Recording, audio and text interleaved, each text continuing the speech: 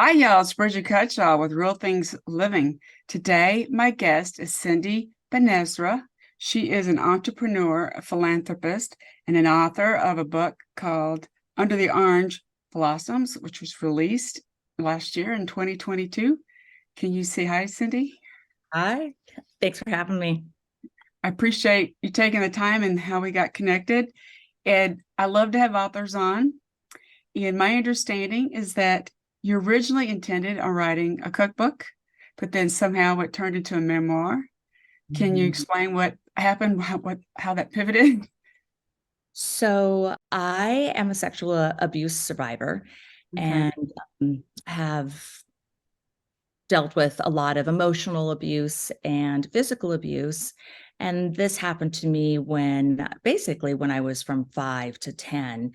And I have gone through this crazy journey of trying to heal myself, or put back those pieces ever since. And now I'm in my older years.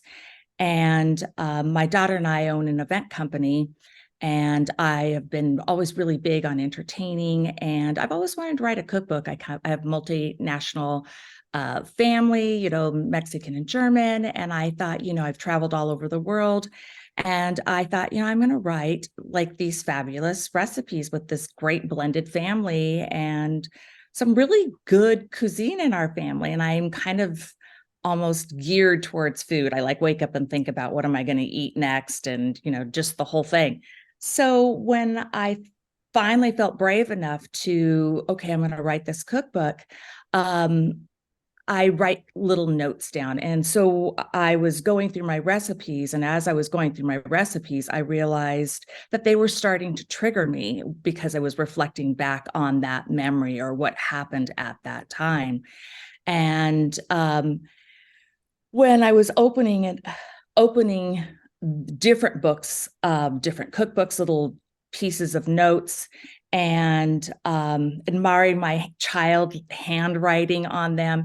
One came down to Mrs. Anderson's grilled cheese sandwich, and I remember I was just a little girl, and at that time I'd run away, like every kid when they're really unhappy with their parents, and I'd run away to the neighbor's house, and she would make me a grilled cheese sandwich and give me a glass of 7 Up. And it just started to open up just more of this information of like my childhood. So I couldn't go forward. So I started to write down notes like, okay, this is what happened to me. And so what I ended up doing to get through the day of going through my recipes is I ended up having 5 notebooks in front of me. And one was um, about the sexual abuse and the physical abuse and the emotional abuse. I didn't really share that much. I mean, it wasn't hidden, but it's not cocktail worthy. Let's just say that we just don't come out and say things like that.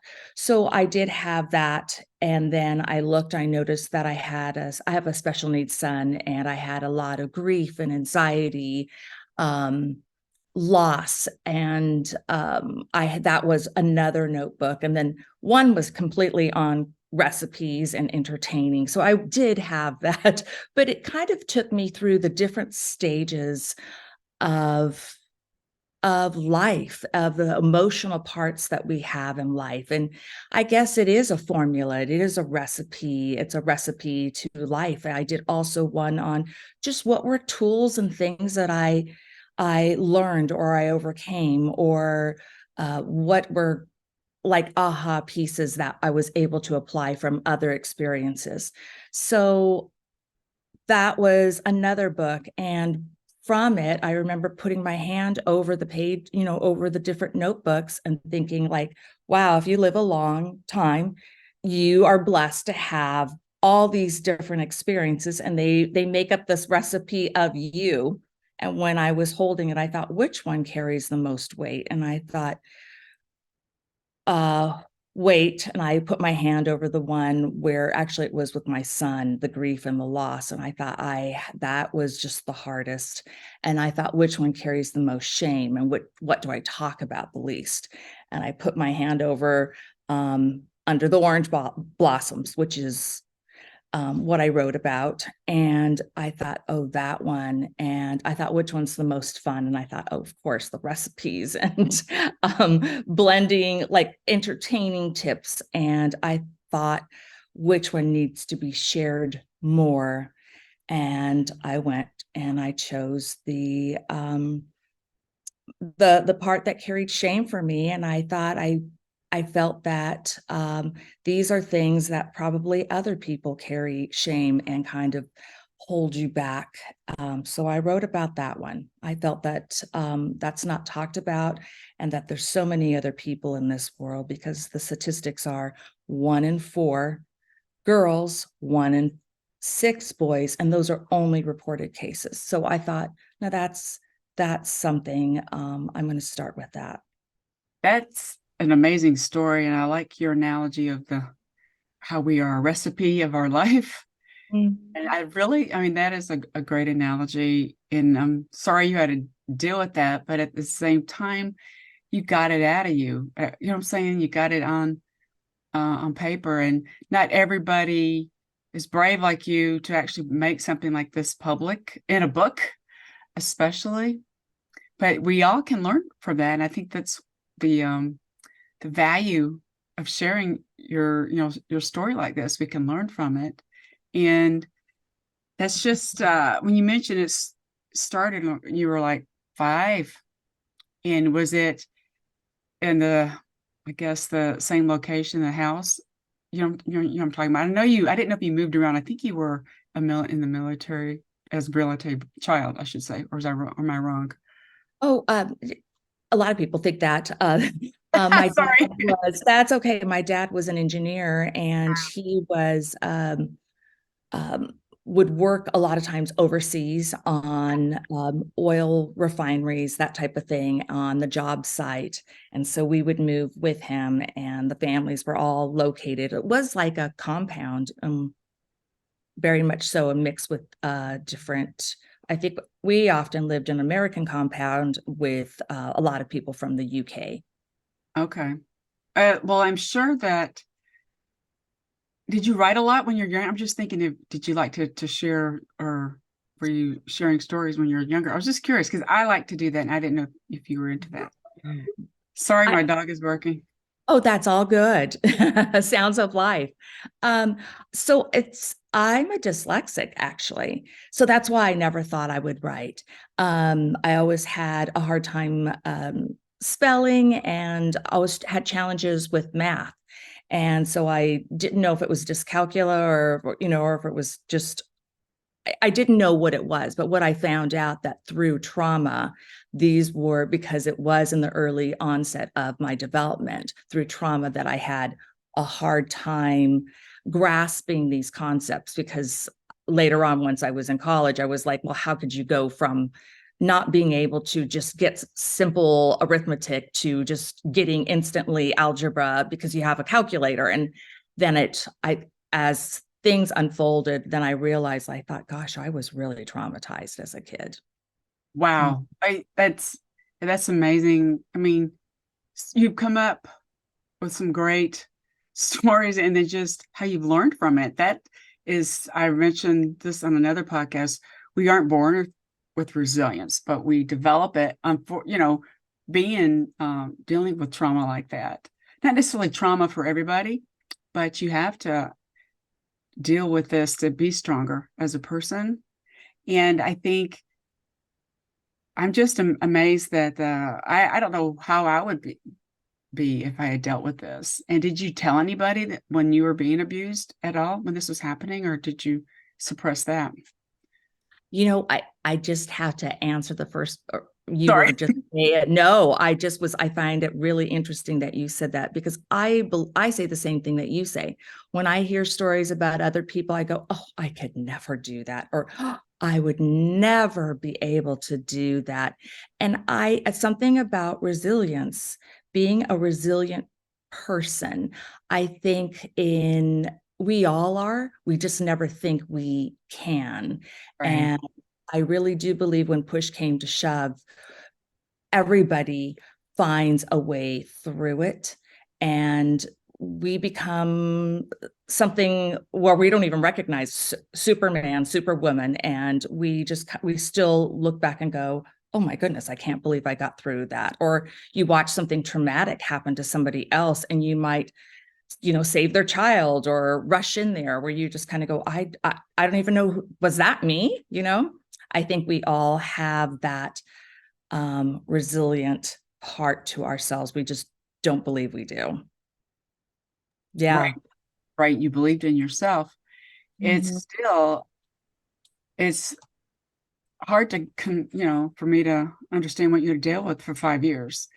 And I mean, it's just amazing. And I'm not going to throw out the trauma, but I'm sure writing about this I'm assuming it was therapeutic for you.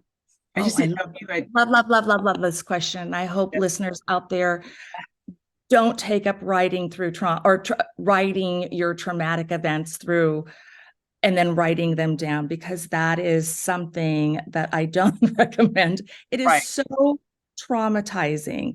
So that actually to me was the hardest thing to do, to go back and rewrite all the trauma. You get triggered again.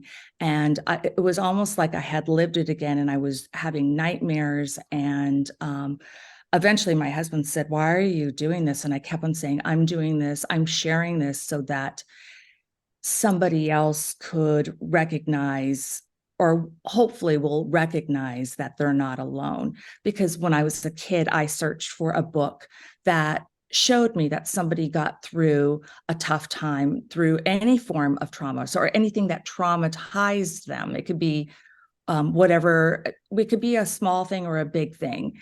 And I was looking for hope. And that's kind of the reason I thought, well, I need to show somebody, you know, maybe that 1 out of 6 or that 1 out of 4, that you can make it through on the other side. I never believed that I would be successful, be a functioning adult. I just didn't have any examples of that. Right. I never really thought that I would be able to find a loophole through this dyslexia that was just trauma that happened in that childhood.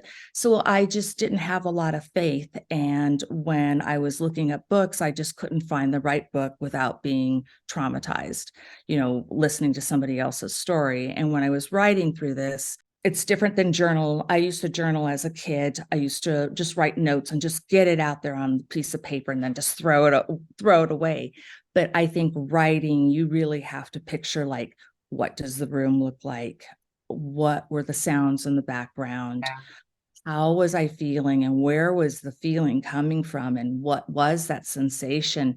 So I think writers really have to dig deep in that and try to articulate an interesting way so that you could experience this, the same sort of feeling, but being mindful not to traumatize your reader. So it was really hard to write that way, and it took me forever. I had to actually sit down with a trauma therapist and go over it so that I wouldn't traumatize a reader, so That's a that good, anybody could read it and go, oh, that's a way out. that's a good point to have someone else review it who understands what you deal with. And Mm. did you have an editor? I mean, I didn't know if the editor had a background in that as well, because the editors are real important to help get your story. I love the idea that you had a trauma specialist go through this with you. Yeah, she was very, and that part was therapeutic, but it really did bring me completely back through the loop. And I was kind of surprised that, and disappointed that I thought that everything was healed and perfect. But I realized, like, just being a human, having a belly button, that no matter how much healing we've done, if you go back into it, into real depths, you can get triggered and experience a lot of that. I had one bout of dissociation, and I thought, oh, like, do I need to do this again? And I kept on saying, yes, yes, do it for somebody else. Right, that's a good point. Another thing you brought up, I like the word hope, because I find that to be positive. You do have to acknowledge something that's bad, but hope will help you look at there's end in sight. And I actually have a hope sign in my family room that I had that would light up when I was going through like had cancer treatments because I needed that to have some hope. And it's it's something that again, my mother had to deal, like I said, she was a psychologist before we got on the call. I told you that she had to deal with patients like this too. I shouldn't say patients, but she had to talk to a lot of women who had gone through this. So that my mom was helping people too in that regard. And I think that going through all this, your resilience and being stronger, did it help create? Did it affect your relationships? I'm assuming it helped you have healthier relationships, right? I think it did. I found that I don't think I had a whole lot of boundaries, or my boundaries were very wishy-washy. They were like, I was afraid to stand up for myself, but like vocalize it, like, no, no, no, that's not going to work for me, um, or that's a very good friend of mine. Like, for example, if somebody else was just bad mouthing a really good friend of mine, I'm like, no, no, no, they're a good friend of mine. And well, that's, you could have your opinion, but I still like them. I'm going to continue my relationship with them. Or just having like my own true thoughts. I think when you have been taken down to so many emotional levels, you forget how to use your voice and your heart together and really sync those up into power, into your empowerment. And I think that was like a huge part of like, no, no, no. And I noticed that you may not resonate with everybody if you find that empowerment, but that's okay. There's somebody for you, and you will resonate with people who most likely have a lot of boundaries and empowerment, a little bit spicier conversations, but that's okay. You know, we have those around politics, and it's okay to have them around your personal politics of voicing yourself and being who you are. I like the boundary analogy because that's important too. It depends on your. I probably have. I don't know if I have a lot of boundaries or not. It just depends on the situation, business versus personal, right? That's kind Yeah. of take it. So you had mentioned earlier the business that you have with your daughter. I think that is a good relationship. Does she, you know, did you start this at yourself or you start it together? I'm just curious. Well, actually, I bribed her to every good mom does. She was away for 9 years and studying, and she went abroad. And to get her back here, I bribed her. I said, "Hi, honey. So if you ever come back into the Seattle area, we'll start a business together." And she was like, "Really, mom?" Because she was studying to be an event planner, and she was going all over, and she had different territories. And I was entertaining when she was over, and she just said, "Gosh, mom, like you're good at this," or because we were talking about a concept, a creative concept. And I said, "Well, if you come back, we'll start a business." And so she did. I just thought, oh, bribery gets you everywhere with your children. But it was a good bribe, right? It was Yes. it, it's but then you have this healthy relationship with her and you have this you're learning from each other. She's learning from you and you're learning from her and you're out there. I love the fact that you're so positive and you're entertaining other people, right? And I think Mhm. that we need that, We right? We do. just need we do need that. And I like again what you're doing. So for those that are listening, what are some takeaways that you want to give them? I'm just curious, based on if they know someone who is going back to the sexual abuse, if they're dealing with it or they know someone, what is some people don't ask for help, like you had mentioned. So what do you recommend the first step they should do? I want to say that, I mean, it doesn't have to be sexual abuse. I think there's Right. any form of Trauma, yeah.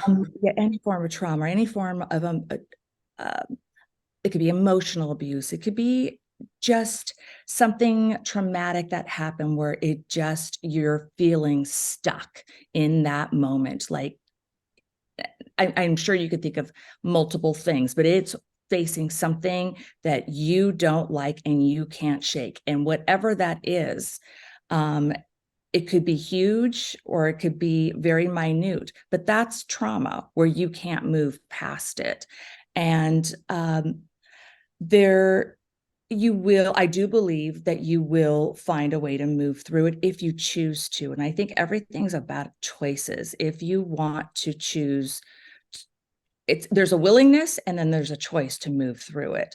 So if you do choose to go through that, if you recognize, first of all, it's a job, you're taking on a job, it's work, and it comes in stages. Like nothing great happens instantly. So it's a state, there's stages, and you have to, it's like a muscle. You work that muscle out for a while, and then you go back and you keep on working that muscle. And then it develops to the stage that you want to get it to. And I think that's the way trauma, it feels for me, very, very much like I'm working a muscle, like the muscle of my heart and my heart and soul and the muscle of my head, to get through that process. And some people it takes a lifetime, and some people, it's a shorter span of time.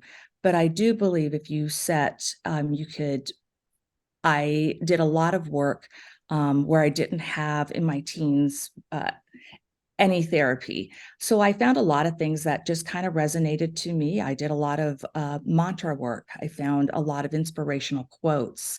And I'd write those quotes down. I'd stick them on my mirrors.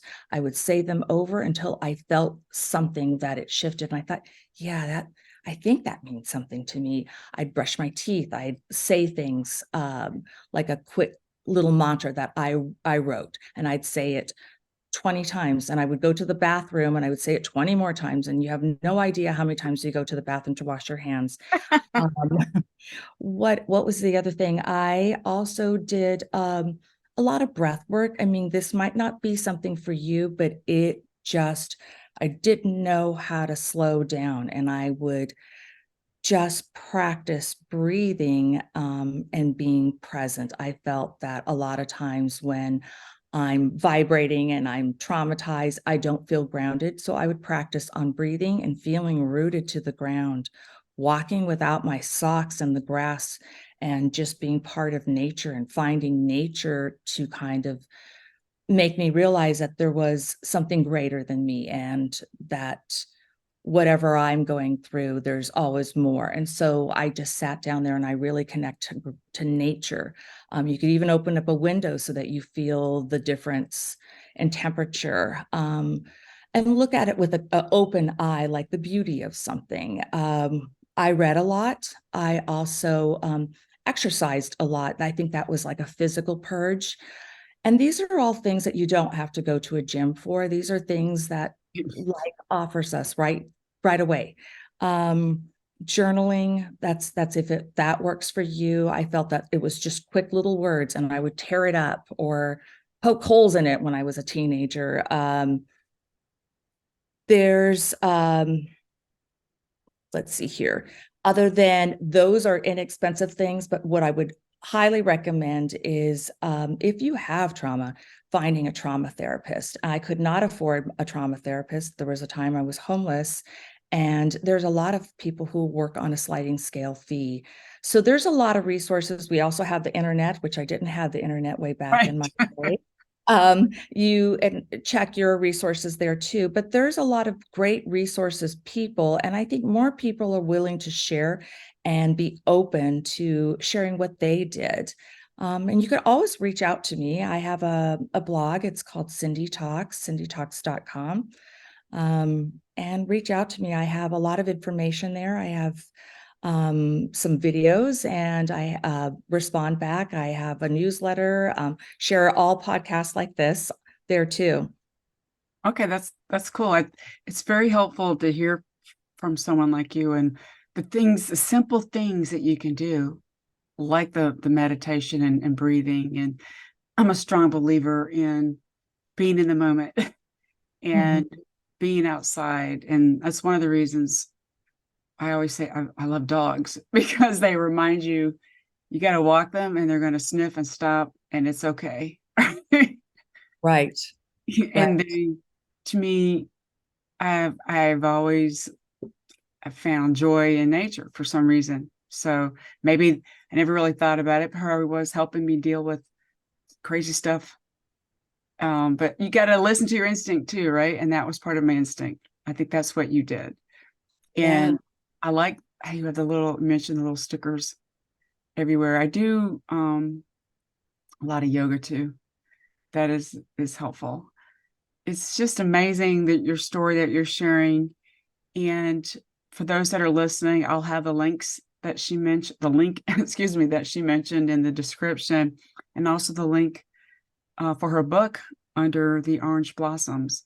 And I really love your story, and you're very inspiring. And I hopefully this motivates people, inspires them as well to just slow down and find a way to deal with every day, right? It doesn't matter what level of trauma.